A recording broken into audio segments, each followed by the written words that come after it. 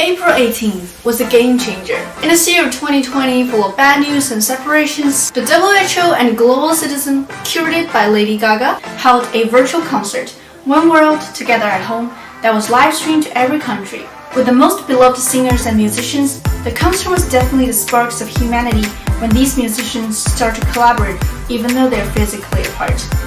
And this is what I want for my design project. Collaborations, connections, and the magic keys of music. Based on this idea, I designed my initial concept of Symphony by the Sea, where there are several iPads assembled by the sea in Meadowbank, and people can play the game of following the beats by hitting the keyboard interfaces with falling blocks. At the same time, a projection on the sea would display flowers that change size with the music. My idea is to have people collaborate with each other and create a digital symphony. After several rounds of user tests, however, I realized I had many issues.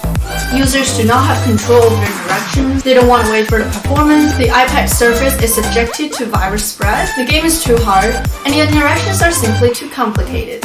So my major task for the iteration is to give users more freedom over the performance they can have, and make the interactions safer and easier. For the second version, I decided to change the output from musical instruments to nature sounds, such as ocean, rain sounds, or bird sounds. These sounds, different from instruments, will sound nice no matter how loud or no matter how they are combined. And I changed the input from physical interfaces to pressure sensors, where people can jump on an area and control the volume and projected flower sizes based on how hard they jump. After some rounds of user tests, I decided to change the input from pressure sensor to body movement, because as these nature sounds are very soothing and relaxing, which is really at odds with the jumping.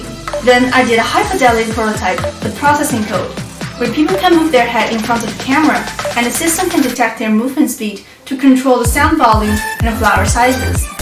I used the prototype to do another several rounds of user tests with people over Zoom and my roommates to test on interaction and collaborations. According to the feedbacks I received, they really like the soothing effects of flowers and nature sounds, but they feel the way of interaction is not intuitive enough. So to improve this concept further, I will need to add the contour of the body to the projection so user might know its camera detections.